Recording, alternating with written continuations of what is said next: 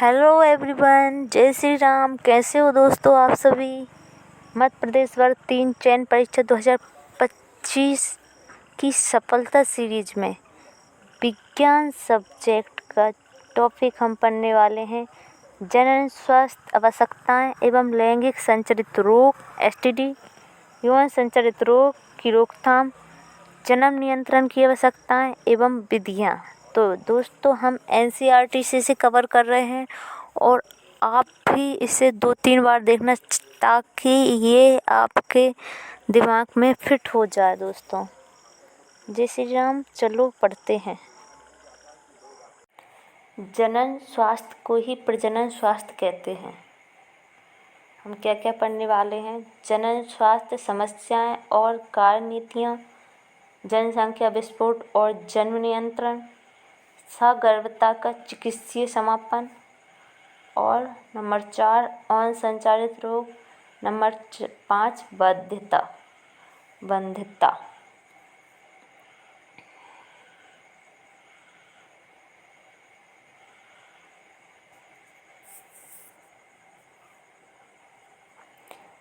जनन स्वास्थ्य का अर्थ जनन के सभी पहलुओं सहित एक संपूर्ण स्वास्थ्य अर्थात शारीरिक, भावनात्मक, व्यवहारात्मक तथा सामाजिक स्वास्थ्य है। इसलिए ऐसे समाज को जननात्मक रूप से स्वस्थ समाज कहा जा सकता है, जिसमें लोगों के जननांग शारीरिक रूप से और प्रक्रियात्मक रूप से सामान्य हों। यौन संबंधी सभी पहलुओं में जिनकी भावनात्मक और व्यवहारिक पारस्परिक क्रियाएं समान हों। जनन स्वास्थ्य को बेहतर बनाए रखने का क्या महत्व है और इसे पाने के लिए कौन सी विधियां अपनानी चाहिए, आइए जांच करें। नंबर 1, जनन स्वास्थ्य समस्याएं एवं कार्य नीति। विश्व में भारत ही पहला ऐसा देश था जिसने राष्ट्रीय स्तर पर संपूर्ण जनन स्वास्थ्य को एक लक्ष्य के रूप में प्राप्त करने के लिए राष्ट्रीय कार्य योजना और कार्यक्रमों की शुरुआत की। इस कार्यक्रमों को परिवार नियोजन अब परिवार कल्याण के नाम से जाना जाता है और इसकी शुरुआत 1951 में हुई थी। पिछले दशकों में समय समय पर इसका आवधिक मूल्यांकन भी किया गया। जनन संबंधी और अबाधित क्षेत्रों को इसमें सम्मिलित करते हुए बहुत उन्नत व व्यापक कार्यक्रम फिलहाल जनन एवं बाल स्वास्थ्य सेवा कार्यक्रम RCH के नाम से प्रसिद्ध है। इन कार्यक्रम के अंतर्गत जनन संबंधी विभिन्न पहलुओं के बारे में लोगों में जागरूकता पैदा करते हुए जननात्मक रूप से स्वस्थ समाज तैयार करने के लिए अनेक सुविधाएं एवं प्रोत्साहन दिए जा रहे हैं।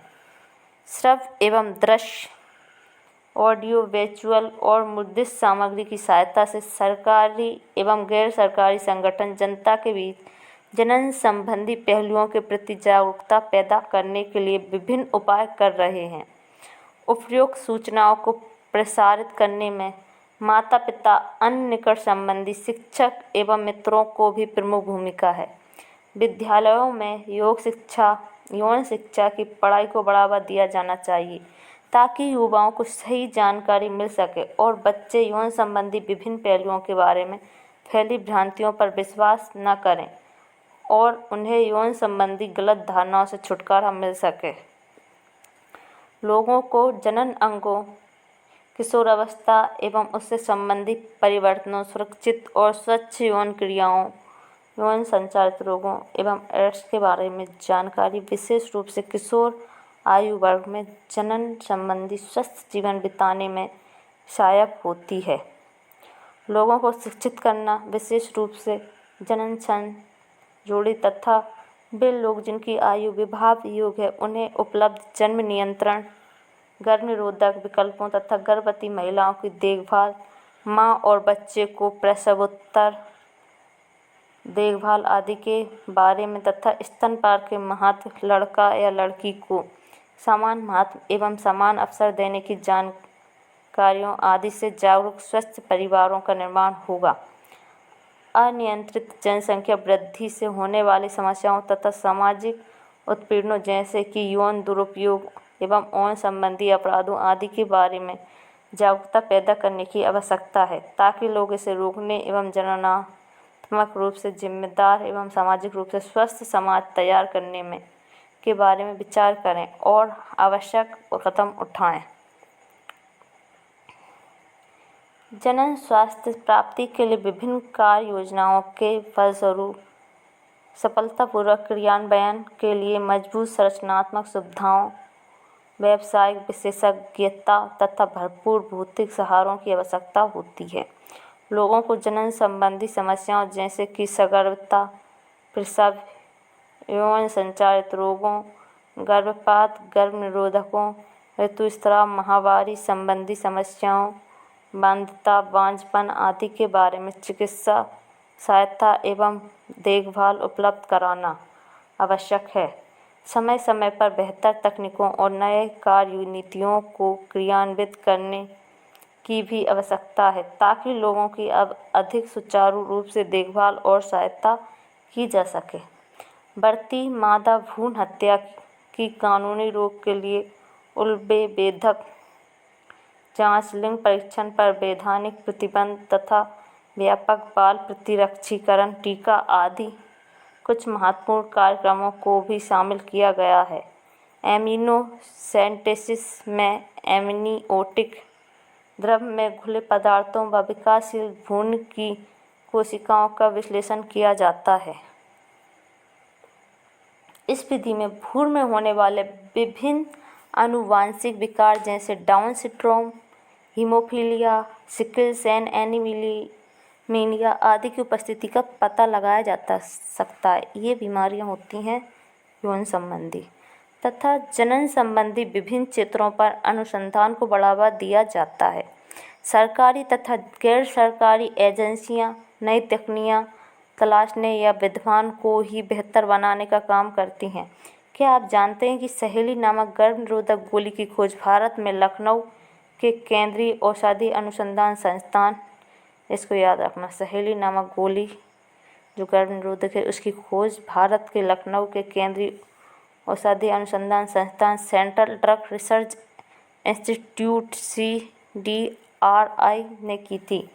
यौन संबंधित मामलों के बारे में बेहतर जागरूकता, अधिक संख्या में चिकित्सक सहायता प्राप्त, प्रसव तथा बेहतर प्रसवोत्तर देखभाल में मातृ एवं शिशु मृत्यु दर में गिरावट आई है। लघु परिवार वाले जोड़ों की संख्या बढ़ी है। यौन संचारित रोगों की सही जांच पड़ताल तथा देखभाल और कुल मिलाकर सभी यौन समस्याएं हेतु बढ़ी हुई चिकित्सा सुविधाओं का होना अति समाज के बेहतर जनन स्वास्थ्य की ओर संकेत देता है। जनसंख्या स्थायीकरण और जन्म नियंत्रण। पिछली शताब्दी में किए गए विभिन्न क्षेत्रों में चहुमुखी विकास से लोगों के जीवन स्तर में महत्वपूर्ण रूप से सुधार हुआ है। हालांकि बेहतर जीवन दशाओं के साथ व्यापक स्वास्थ्य सुविधाएं जनसंख्या वृद्धि में विस्फोट प्रभाव डालती हैं तथा सन 1900 ईस्वी में पूरे विश्व की जनसंख्या लगभग 2 अरब 2000 मिलियन थी, जो सन 2000 ईस्वी तेजी से बढ़कर 6 अरब हो गई तथा 2021 में 7 अरब 20 लाख अरब पाई गई। ठीक यही प्रवृत्ति भारत में भी देखी गई। हमारी जनसंख्या जो देश की आज़ादी के समय लगभग 250 मिलियन अर्थात 25 करोड़ थी, वे सन 2000 में तीव्र जनसंख्या दर से 1 अरब अर्थात 100 मिलियन से बिलियन से ऊपर पहुंच गई तथा 2011 में 1.2 मिलियन हो गई। इसका मतलब है कि आज दुनिया का हर छठा आदमी भारतीय। इस सब का कारण संभवतः मृत्यु दर में तीव्र गिरावट तथा मातृ मृत्यु दर एवं शिशु मृत्यु दर में कमी के साथ साथ जनन आयु के लोगों की संख्या में वृद्धि हो रही है। हालांकि हमने अपने जनन एवं बाल स्वास्थ्य सेवा कार्यक्रम के माध्यम से इस जनसंख्या वृद्धि दर में कमी तो की, लेकिन यह कमी नाम मात्र की हुई। 2001 ईस्वी की जनसंख्या के अनुसार यह वृद्धि लगभग 2% अर्थात प्रति 2000 में 20 व्यक्ति प्रति वर्ष थी। यद्यपि इस वृद्धि दर से हमारी जनसंख्या तेजी से बढ़ रही है। इस प्रकार की चेतावनीपूर्ण वृद्धि दर से मूलभूत आवश्यकताओं का नितांत अभाव हो सकता है, जैसे कि अन्न, आवास, कपड़े आदि। हमने भले ही इन मदों के क्षेत्र में महत्वपूर्ण प्रगति भी की है, इसलिए सरकार पर यह दबाव था कि इस प्रकार की जनसंख्या वृद्धि दर को काबू में रखने के लिए गंभीर उपाय अपनाए जाएं। इस प्रकार की समस्याओं से निपटने के लिए एक महत्वपूर्ण उपाय ये भी था कि लघु परिवार को बढ़ावा देने हेतु गर्भ निरोधक उपाय अपनाने के लिए प्रेरित किया जाए। आपने शायद संचार माध्यमों में विज्ञापनों के साथ साथ सुखी परिवार को प्रदर्शित करते हुए पोस्टर एवं पर्चे भी देखे होंगे, जहां एक खुशहाल जोड़े के साथ 2 बच्चों के परिवार हम दो हमारे 2 नारे के साथ प्रदर्शित किया जाता है। देखा है ना आपने वो विज्ञापन?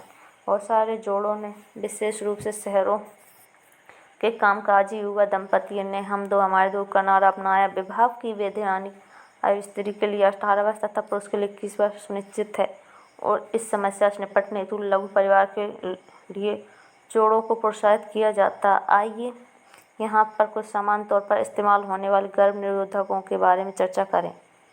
एक आदर्श गर्भ निरोधक प्रयोगकर्ता के हितों की रक्षा करने वाले, आसानी से उपलब्ध, प्रभावी तथा जिसका कोई अनुषंगी प्रभाव या दुष्प्रभाव नहीं हो या हो भी तो कम से कम इसके साथ ये उपयोगकर्ता की कामेच्छा, प्रेरणा तथा मैथुन में बाधा न हो। आजकल व्यापक परिधि के गर्भ निरोधक साधन जैसे कि आसानी से उपलब्ध होते हैं, जिन्हें मोटे तौर पर निम्न श्रेणियों में वर्गीकृत किया जा सकता है, जैसे प्राकृतिक, परंपरागत, रोध बैरियर आईयूडीज, कॉपर टी, मुंह से लेने योग्य गर्भ निरोधक, टीका रूप से अंतर्रोग तथा शल्यक्रियात्मक विधियां आदि हैं। प्राकृतिक विधियां, ये विधियां अंडाणु एवं शुक्राणु के संगम को रोकने के सिद्धांत पर कार्य करती हैं। इनमें से एक उपाय आवधिक संयम है, जिसमें एक दंपति माहवारी चक्र के 10वें से 17वें दिन के बीच की अवधि के दौरान मैथुन से बचते हैं।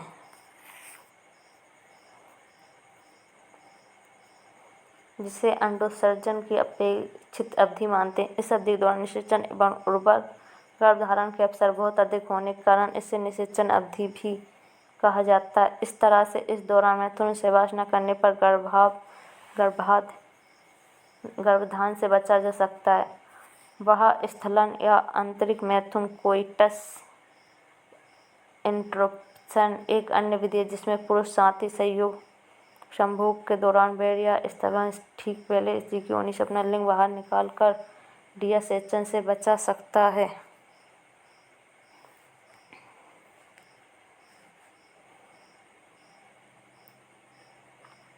बच सकता है। स्तनपान अर्नातव विधि भी इस तथ्य पर निर्भर करती है कि प्रसव के बाद स्त्री द्वारा शिशु को भरपूर स्तनपान कराने के दौरान अंडोत्सर्जन और आंत्रक चक्र शुरू नहीं होता है। इसलिए जितने दिनों तक माता शिशु पूर्णतः स्तनपान कराना जारी रखती है, इस दौरान शिशु को माँ के दूध के अलावा ऊपर से पानी या अतिरिक्त दूध भी नहीं दिया जाना चाहिए।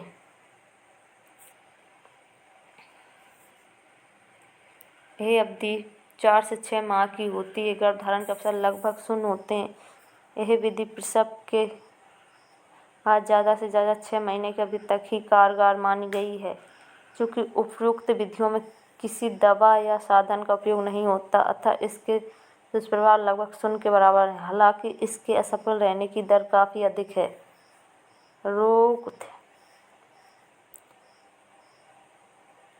विधियों के अंतर्गत रोधक साधनों के माध्यम से अंडाणु और शुक्राणु को भौतिक रूप से मिलने से रोका जाता है। इस प्रकार के उपाय पुरुष एवं स्त्री दोनों के लिए उपलब्ध हैं। कोंडम निरोध अधिरोधक उपाय है, जिसमें पतली रबर या लेटेक्स से बनाया जाता है, ताकि इसके उपयोग से पुरुष के लिंग स्त्री की योनि पर गर्भाशय ग्रीवा को संभोग से ठीक पहले ढक दिया जाए और स्थलित शुक्राणु स्त्री के जनन मार्ग से नहीं घुस सके। यह गर्भधारण को बचा सकता है।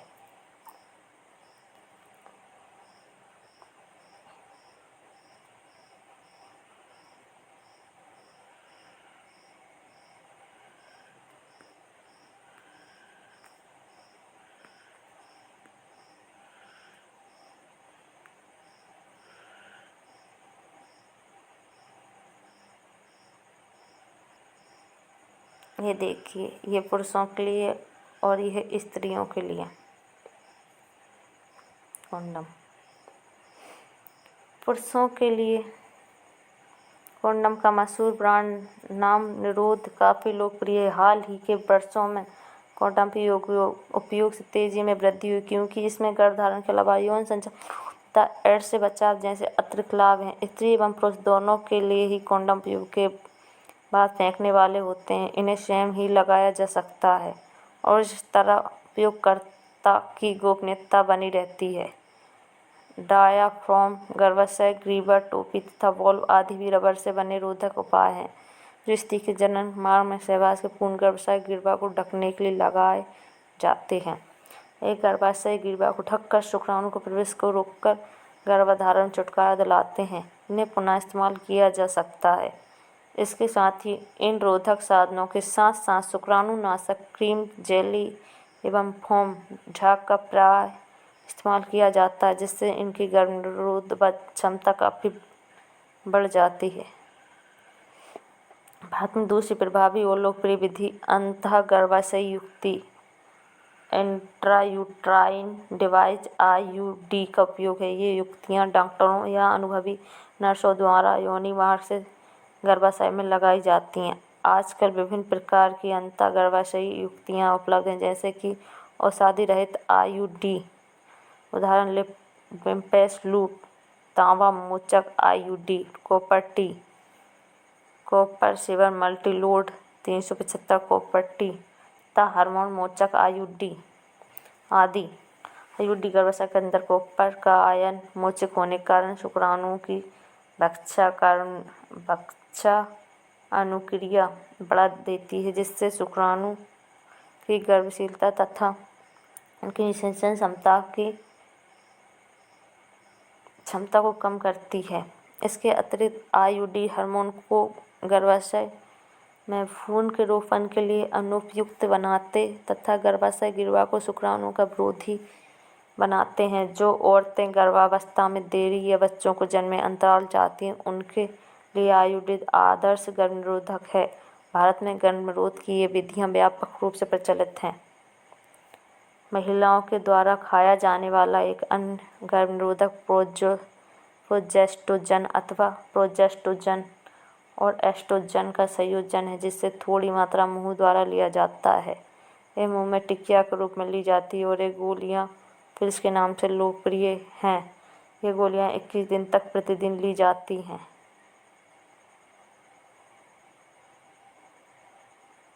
और इन्हें आर्तव चक्र महामारी के प्रथम 5 दिनों, मुख्यतः पहले दिन से ही शुरू करनी चाहिए।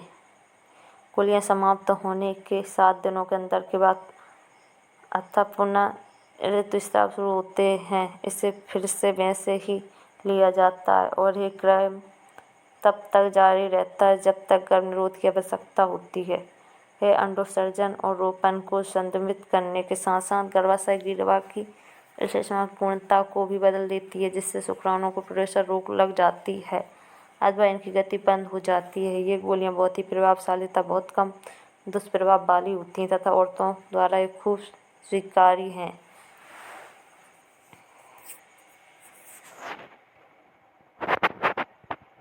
नामक नई गर्भनिरोधक गोली, जिसके बारे में पहले भी चर्चा हुई है, एक गैर स्टेरॉइडली सामग्री। ये हफ्ते में एक बार ली जाने वाली गोली है। इसके दुष्प्रभाव बहुत कम तथा ये उच्च निरोधक क्षमता वाली है। स्त्रियों द्वारा प्रोजेस्टेरोन अकेले या फिर एस्ट्रोजन के साथ इसका संयोजन भी टीके या त्वचा के नीचे अंतरोप इम्प्लांट के रूप में किया जा सकता है। इसके कार्य की विधि ठीक गर्भनिरोधक गोलियों की भांति होती है तथा काफ़ी लंबी अवधि के लिए प्रभावशाली होती है। मैथुन के 72 घंटे के भीतर ही प्रोजेस्टेरोन या प्रोजेस्टेरोन एस्ट्रोजन संयोजन का प्रयोग या IUD के उपयोग को आपातकालीन गर्भनिरोधक के रूप में बहुत ही प्रभावी पाया गया है और इन्हें बलात्कार या सामान्य असुरक्षित यौन संबंधों के कारण होने वाली संभावित सगर्भता से बचने के लिए लिया जा सकता है। शल्यक्रिया विधियों, जैसे बंधकरण भी कहते हैं, प्रायः इन लोगों के लिए सुझाई जाती हैं जिन्हें गई गर्भावस्था नहीं चाहिए तथा वे इसे स्थायी माध्यम के रूप में पुरुष स्त्री में से एक अपनाना चाहते हैं। शल्यक्रिया की दखलंदाजी से युग्मन परिवहन संचार रोक दिया जाता है, फलतः गर्भधारण नहीं होता। बंधीकरण प्रक्रिया को पुरुषों के लिए शुक्रवाहक उच्छेदन वॉसेक्टोमी तथा महिलाओं के लिए डिम्ब वाहिनी फैलोपी नलिका उच्छेदन ट्यूबेक्टोमी कहा जाता है। जनसाधारण इन क्रियाओं को पुरुष या महिला नसबंदी के नाम से जानते हैं। शुक्रवाहक उच्छेदन एवं अंडकोश एक्स्ट्रोक्टम शुक्रवाहक में चीरा मारकर छोटा सा भाग काटकर निकाल अथवा बांध दिया जाता है, जबकि स्त्री के उदर में छोटा सा चीरा मारकर अथवा योनि द्वारा डिम्बवाहिनी नली का छोटा सा भाग निकाल या बांध दिया जाता है। ये तकनीकें बहुत ही प्रभावशाली होती हैं, पर इनमें पूर्व स्थिति लाने की गुंजाइश बहुत ही कम होती है। ये देखो, ये होता है ऑपरेशन शुक्रवाहिनी उच्छेदन। ये देखो, ये बांध दिया, काट दो या बांध दो।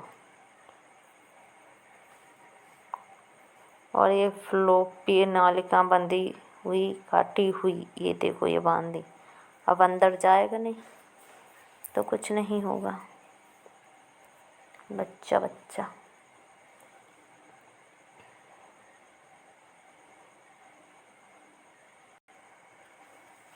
भारत सरकार द्वारा अनैच्छिक गर्भधारण घटनाओं को कम करने और मातृ मृत्यु दर और विकृतियों की घटनाओं को कम करने के इरादे से सगर्भता या चिकित्सीय समापन अधिनियम 2017 अधिनियमित किया गया था। इस अधिनियम के अनुसार एक पंजीकृत चिकित्सक की राय पर गर्भावस्था के पहले 12 सप्ताहों के भीतर कुछ निश्चित आधार पर गर्भावस्था समाप्त की जा सकती है। अगर गर्भावस्था 12 हफ्तों से अधिक लेकिन 24 हफ्तों से कम हो तो इस अवस्था में सगर्भता की चिकित्सीय समापन के लिए निम्नलिखित आधार पर 2 पंजीकृत चिकित्सकों की एक राय होनी आवश्यक है।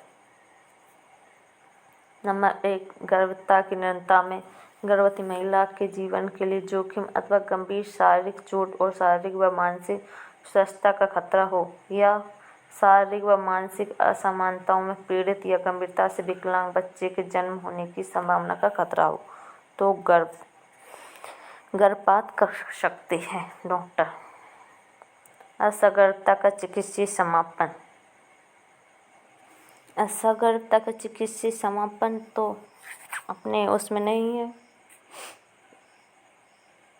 तो हम पढ़ेंगे योग संचालित संक्रमण।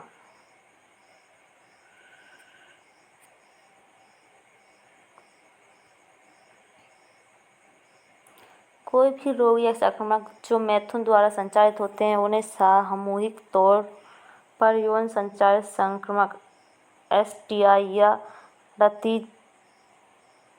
रतिज रोग BT अथवा जनन मार्ग ITI संक्रमण कहा जाता है। सुजाक, गोरोनिया, सिफिलिस, हर्पिस, जननी परिसर्प, जेनाइटिस, हर्पिटिजा, क्लेमीडिया, ट्राइकोमोनासिस, लैंगिक मत्स्य, यकृत शोधवी और हाल ही में सर्वाधिक चर्चित एक घातक HIV/AIDS आदि सामान्य रोग संचालित रोग हैं। इन सबके साथ HIV संक्रमण सर्वाधिक खतरनाक है। इसके बारे में पुस्तक के 8वें अध्याय में विस्तार से चर्चा की गई है। इनमें से कुछ संक्रमण जैसे कि यकृत शोधवी तथा HIV के संक्रमण एक संक्रमित व्यक्ति के साझे प्रयोग वाली सुइयां, टीकों, शल्यक्रिया के औजारों तथा संदूषित रक्तदान, ब्लड ट्रांसफ्यूजन या फिर संक्रमित माता से उसके गर्भस्थ शिशु में भी संचारित हो सकते हैं।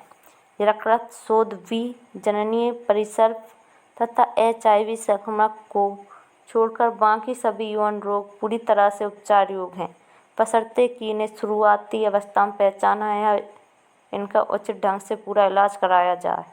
इन सभी रोगों के शुरुआती लक्षण बहुत हल्के फुल्के होते हैं, जो कि जननीय छेद, गुप्तांग में खुजली, तरल स्राव आना, हल्का दर्द तथा सूजन आदि हो सकते हैं। संक्रमित स्त्रियां अलक्षी हो सकती हैं। कभी कभी उनमें संक्रमण के लक्षण प्रकट नहीं होते, इसलिए लंबे समय तक उनका पता नहीं चल पाता। संक्रमण की प्राथमिक अवस्था में लक्षणों का प्रकट न होना या उनका कम महत्वपूर्ण होना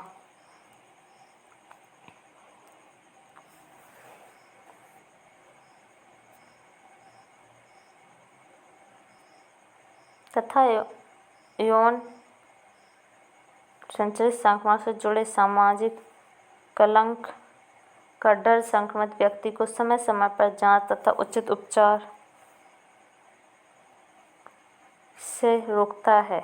इसके कारण आगे चलकर जटिलताएं पैदा हो सकती हैं, जो कि श्रोणि सोथज रोग, पीआईडी, गर्भपात, मृत्यु, शिशु जन्म, अस्थानिक सगर्भता, बाध्यता अथवा जनन मार्ग का कैंसर हो सकता है।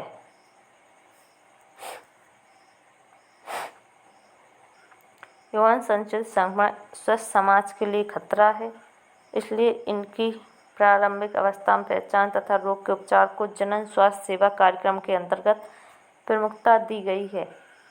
यद्यपि सभी लोग इन संक्रमणों के प्रति अति संवेदनशील हैं, लेकिन 15 से 24 वर्ष आयु वर्ग के लोगों में इनकी घटनाएं बहुत अधिक संख्या में दर्ज की गई हैं। वह आयु वर्ग जिसमें आप भी आते हैं, लेकिन घबराइए मत, इससे बचाव का उपाय तो आपके ही हाथों में है।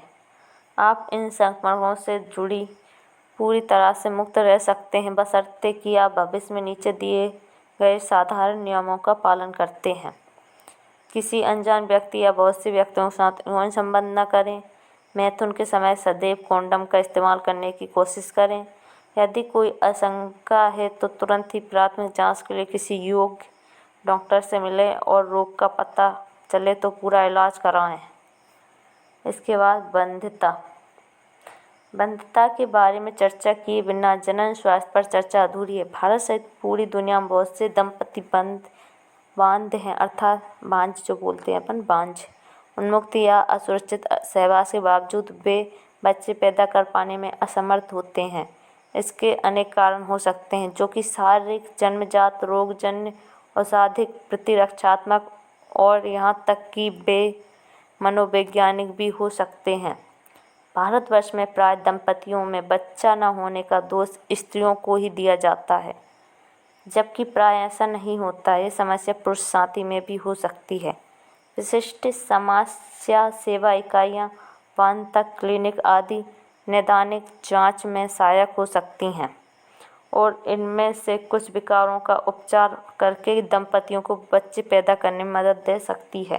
फिर भी जहाँ ऐसे दोषों को ठीक करना संभव नहीं है, वहाँ कुछ विशेष तकनीकों द्वारा उनके बच्चे पैदा करने की मदद की जा सकती है। ये तकनीक सहायक जनन प्रौद्योगिकी AIT कहलाती हैं। पात्र निषेचन IVF, इन विट्रो फर्टिलाइजर अर्थात शरीर से बाहर लगभग शरीर के भीतर जैसी स्थितियों में निषेचन के द्वारा भ्रूण स्थानांतरण ET ऐसा एक उपाय हो सकता है। इन विधि में, जिसे लोकप्रिय रूप से टेस्ट ट्यूब बेबी कार्यक्रम के नाम से जाना जाता है, इसमें प्रयोगशाला में पत्नी का या दात्रा स्त्री के अंडों से पति अथवा दाता पुरुष से प्राप्त किए गए शुक्राणुओं को एकत्रित करके प्रयोगशाला में अनुरूपी परिस्थितियों में युग्मनज बनने के लिए प्रेरित किया जाता है। इस युग्मनज या प्रारंभिक भ्रूण 8 ब्लास्टोमियर तक को फैलोपियन नालिकाओं में स्थानांतरित किया जाता है, जिससे युग्मनज अंतर्डिंब वाहिनी फैलोपी स्थानांतरण अर्थात जाइगोट इंट्राफैलोपियन ट्रांसफर ZIFT कहते हैं। और जो भ्रूण 8 ब्लास्टोमियर से अधिक का होता है तो उसे परिवर्धन हेतु गर्भाशय में स्थानांतरित कर दिया जाता है। इसे इंट्रायूटेराइन ट्रांसफ़र IUT कहते हैं। जिन स्त्रियों में गर्भधारण की समस्या रहती है, उनकी सहायता के लिए जीवे निषेचन इन विवो फर्टिलाइजेशन स्त्री के भीतर ही युग्मकों का संलयन से बचने वाले भ्रूणों को भी स्थानांतरण के लिए प्रयोग में लाया जा सकता है। ऐसे मामले में जहां स्त्रियां अंडाणु उत्पन्न नहीं कर सकती, लेकिन जो निषेचन और भ्रूण के परिवर्धन के लिए उपयुक्त वातावरण प्रदान करती हैं, उनके लिए एक अन्य तरीका अपनाया जा सकता है। इसमें दाता से अंडाणु लेकर उन स्त्रियों को फ्लोपी नालिका में स्थानांतरित GIFT कर दिया जाता है। प्रयोगशाला में भ्रूण बनाने के लिए अंतःकोश के शुक्राणु निक्षेपण ICFI दूसरी विशेष प्रक्रिया है, जिसमें शुक्राणु को सीधे ही अंडाणु में अंतःक्षेपित किया जाता है। बाध्यता के ऐसे मामले में जिनमें पुरुष साथी स्त्री को वीर्यसेचित कर सकने के योग्य नहीं है अथवा जिसके स्थलित वीर्य में शुक्राणु की संख्या बहुत ही कम है, ऐसे दोष का निवारण कृत्रिम वीर्यसेचन AI तकनीक से किया जा सकता है। इस तकनीकी में पति या स्वस्थ दाता से शुक्र लेकर कृत्रिम रूप से या तो स्त्री की योनि में अथवा उसके गर्भाशय में प्रविष्ट किया जाता है। इसे अंतःगर्भाशय वीर्यसेचन IUI कहते हैं। यद्यपि बहुत सारे विकल्प उपलब्ध हैं, किंतु इन सभी तकनीकों में विशेषकृत व्यावसायिक विशेषज्ञों द्वारा एवं क्रियाओं हेतु अति उच्च परिशुद्धता पूर्ण संचालन हैंडलिंग की आवश्यकता होती है और ये बहुत महंगी भी होती है। इसलिए पूरे देश में फिलहाल ये सुविधाएं केवल कुछ शहरों में उपलब्ध हैं। स्पष्ट है कि इनके लाभ केवल कुछ सीमित लोगों ही वहन कर सकते हैं। इन उपायों को अपनाने में भावनात्मक, धार्मिक तथा सामाजिक घटक भी काफी निर्धारित होते हैं। इन सभी प्रक्रियाओं का अंतिम लक्ष्य संतान प्राप्ति है। भारतवर्ष में अनेक अनाथ और दीनहीन बच्चे हैं जिनकी यदि देखभाल नहीं की जाए तो वे जीवित नहीं रहते। हमारे देश का कानून शिशु को कानूनन गोद लेने की इजाज़त देता है और जो दंपति बच्चे के इच्छुक हैं उनके लिए संतान प्राप्ति का ये सर्वोत्तम उपाय है। सारांश। जनन स्वास्थ्य का तात्पर्य जनन के सभी पहलुओं जैसे शारीरिक, भावनात्मक, व्यवहारिक तथा सामाजिक स्वास्थ्य है। दुनिया में हमारा देश पहला देश है जिसमें राष्ट्रीय स्तर पर जननात्मक स्वास्थ्य समाज को प्राप्त करने की कार्य योजनाएं बनाई हैं। ये सारी कार्य योजनाएं वर्तमान जनन एवं बाल स्वास्थ्य सेवा कार्यक्रम के अंतर्गत आगे बढ़ाई जा रही हैं। जनन स्वास्थ्य हासिल करने की दिशा में लोगों के बीच जनन अंगों किशोरावस्था एवं उससे जुड़े बदलावों, सुरक्षित एवं स्वस्थ पूर्ण यौन प्रक्रियाओं, HIV/AIDS सहित यौन संचालित संक्रमणों के बारे में परामर्श देना एवं जागरूकता पैदा करना इस दिशा में पहला कदम है।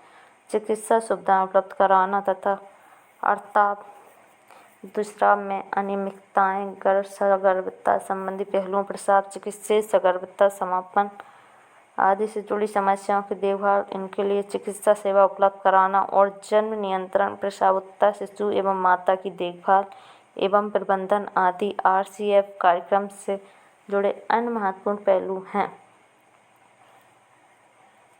हमारे देश में कुल मिलाकर जनन स्वास्थ्य में सुधार दिख रहा है, जैसे कि घटी हुई शिशु एवं मातृ मृत्यु दर साथ ही यौन संचालित संक्रमण को जल्दी ही पहचान एवं उनका उपचार, वांध दंपतियों की सहायता आदि बेहतर हुई। बेहतर स्वास्थ्य सुविधाओं तथा जीवन के रहने सहन की बेहतर परिस्थितियों होने के कारण जनसंख्या में विस्फोट वृद्धि को बढ़ावा मिला। इस प्रकार की वृद्धि ने गर्भनिरोधक उपायों का सघन प्रचार को अनिवार्य बना दिया। आज के दौर में विभिन्न प्रकार के गर्भनिरोधक उपलब्ध हैं, जैसे कि प्राकृतिक, परंपरागत रोधन, अंतःगर्भाशयी युक्तियाँ, गोलियाँ, पिल्स, IUD टीके के रूप में अंतर्रोपी इम्प्लांट्स तथा शल्य विधियाँ। यद्यपि गर्भनिरोधक उपाय जनन स्वास्थ्य को बनाए रखने के लिए आवश्यक नहीं है, तथापि व्यक्ति को इन्हें उपयोग में लाने के लिए बाध्य किया जाता है ताकि व्यक्ति सगर्भता से बच सके या उसमें देरी करे अथवा सगर्भता के बीच अंतराल रखे। हमारे देश में चिकित्सीय सगर्भता समापन को वैधानिक मान्यता प्राप्त है। सामान्य रूप से चिकित्सीय सगर्भता का उपयोग बलात्कार जैसे मामलों में दूरी, अपचाय, सगर्भता तथा सामान्य का कभी कभार के उन संबंधों आदि से पैदा हुई सगर्भता को समाप्त कराने हेतु किया जाता है। ऐसे मामलों में भी AMTP किया जाता है, जहां बार बार की सगर्भता माँ अथवा भ्रूण अथवा दोनों के लिए हानिकारक या जानलेवा साबित हो रही है। यौन संबंधी द्वारा संचालित होने वाले संक्रमणों या रोगों को यौन संचालित रोग एसटीडी कहा जाता है। श्रोणि शोधक रोग, पीआईडी, मृत्यु, शिशु जन्म तथा बांधता जैसी जटिलता भी इनसे जुड़ी होती हैं। इन रोगों को जल्दी पता लगा लेने से इन्हें अच्छे इलाज द्वारा ठीक किया जा सकता है। अनजाने व्यक्ति या बहुत सारे साथियों से मैथुन से बचा जाना चाहिए। इसके साथ ही मैथुन के दौरान अनिवार्य रूप से कुछ सावधानियों के साथ कंडोम का इस्तेमाल और संचारित रोगों से बचाव के कुछ सरल से उपाय हैं। तो वर्ष तक मुक्त या असुरक्षित सहवास के बावजूद गर्भधारण न हो पाने की स्थिति को बांधता कहते हैं। ऐसे निसंतान दंपतियों को मदद के अन्य विभिन्न उपाय उपलब्ध हैं। पात्र निषेचन के बाद भ्रूण स्थानांतरण के द्वारा स्त्री के जनन मार्ग में भ्रूण को स्थापित करके संतान पाई जाती है। यह एक सामान्य विधि है जिसे टेस्ट ट्यूब बेबी कार्यक्रम कहा जाता है। दोस्तों, आज तक के लिए इतना ही। अगली वीडियो में हम नेक्स्ट टॉपिक कवर करेंगे। जय श्री राम।